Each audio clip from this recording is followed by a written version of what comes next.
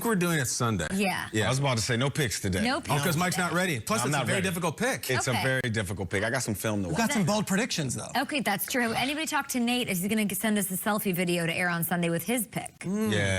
He'll We have probably to. Kick a rhyme, Nate. Come on, man. Yeah. Let's put it in a flow or something. At GMFB, a huge show today. Melissa Etheridge joining the program. Mike Zimmer and Dalvin Cook together. That should be fun. Ron Rivera will be on our program, and it is time for the lead block. Let's get it going. Lead block. Shout out of a cannon this morning. Our Randy Moss, he's with the Chiefs in Kansas City. Kim Jones is in Tampa. Kim, Randy, appreciate you being here. And Mr. Moss, we start with you. The Chiefs hit the practice field yesterday. Tell us everything we need to know from Kansas City. Write us a little postcard this morning.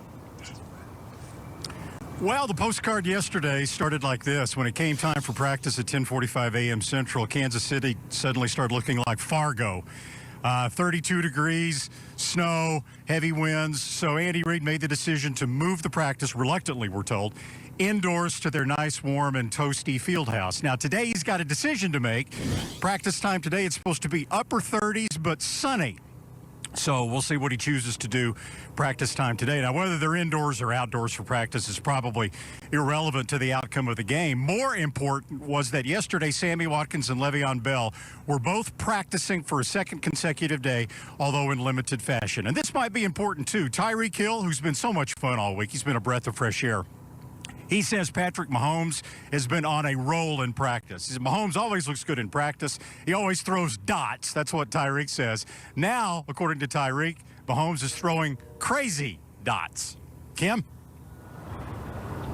Well, Randy, thanks so much. As we stand here today, Tom Brady and Michael Jordan tied with 6 championships apiece. Tom, of course, gunning for number 7 on Sunday against those Chiefs. And this doesn't sound like it's not, in fact, a last dance for Tom Brady. He says he will consider playing past 45. He's 43 now. He also says, Kay, and this amazed me, he said he's going to train harder this offseason and that next year as a Buck can be so much better than his first season. Kay, the guy is amazing. Kim, it doesn't make sense. It continues to not make sense at 43, and it will continue to not make sense at 45. I mean, how many championships does one man need? He's got 6 going for 7. All of Patrick them. Mahomes looking to run it back. Thank you so much to Kim and to Randy, respectively. We'll have you on throughout the morning. We've dissected this game for 2 weeks straight now. We are now 2 days away. What is the biggest question mark still? You guys started off the morning by saying, Peter, you don't want to make picks yet. So what's the question?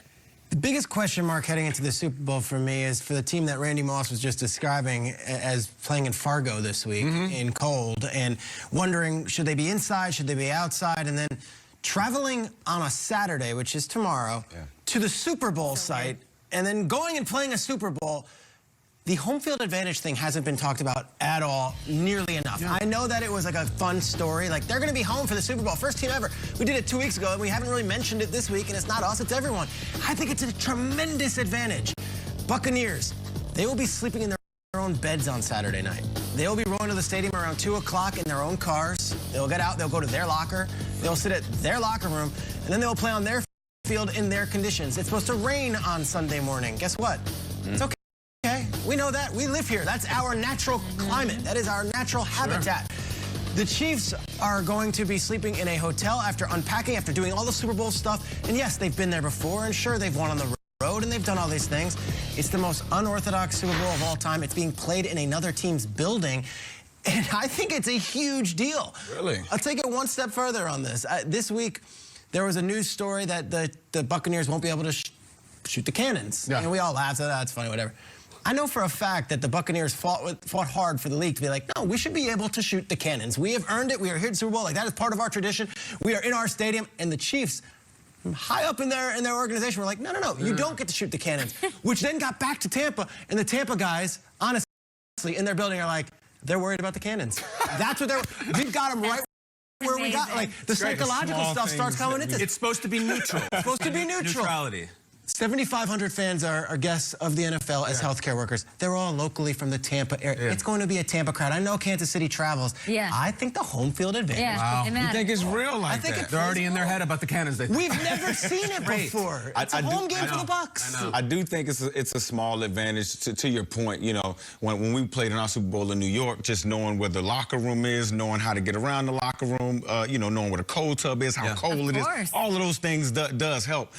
But I think if it was a normal Super Bowl, it'd be even more of a home field advantage with all the distractions. I think the fact that Kansas City's coming in the day before, they're treating it like a normal game. They're just going to go in, play, and before you know it, the game's going to be over. Then they're going to look back and see how big of a job it was. But I think the biggest question is going to be protecting Patrick Mahomes. I mean, we saw what happened with his toe a few weeks ago.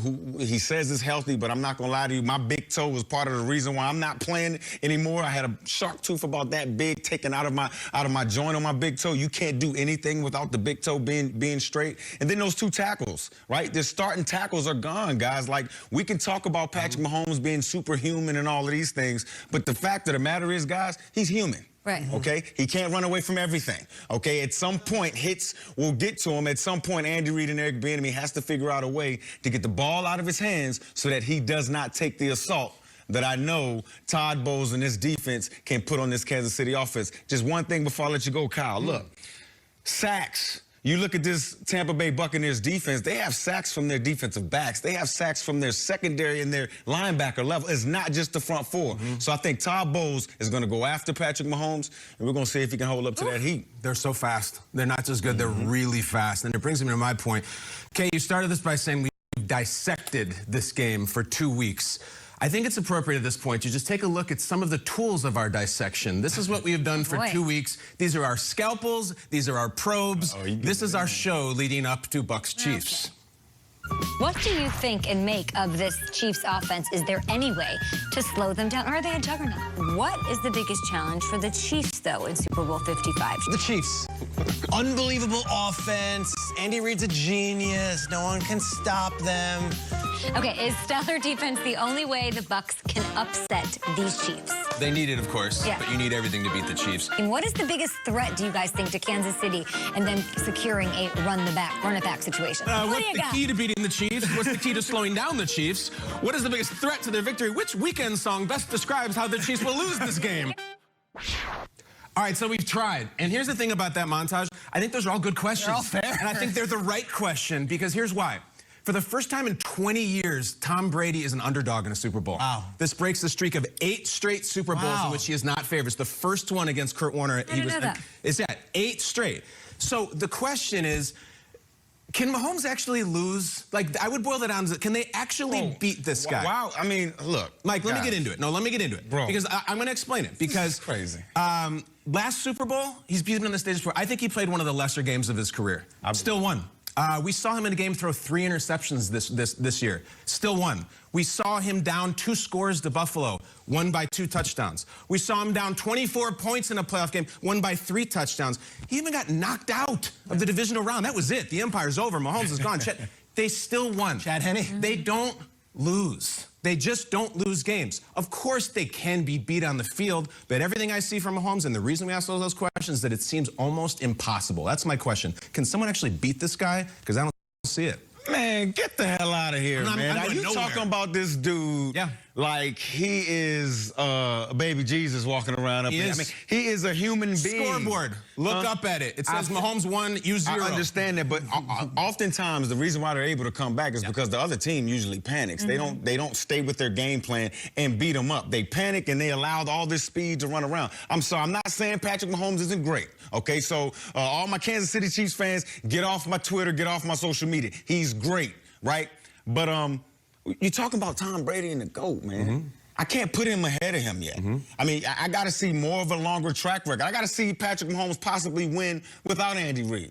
I got to see Patrick Mahomes possibly win without all that speed on the outside. It's more help with Patrick Mahomes than just Patrick Mahomes. You're getting into a GOAT conversation, which we will do later, I think, but I just think Mahomes can't be beat in this game. He doesn't lose games. He doesn't. It doesn't happen. Okay, we'll talk about it. So you're picking the Bucs? I know, I'm just saying. I'm not saying, see, you're trying to back me into a corner. I'm not saying that. All I am saying is he can't be beat. We'll keep it going. We'll give you all the updates, all the details you need. Of course, weather will be a thing to keep our eyes on. 60% chance of rain in the forecast right now in Tampa, but that can change on a whim because it's Florida, of course. So you can enhance your Super Bowl experience as a fan live. There's 7 camera angles, all with Verizon 5G. It's Verizon 5G Super Stadium. It's in the NFL app, which is nice and easy. Download it right now, and it's available to iPhone 12 users. Yes, up to 7 camera angles. Big show today.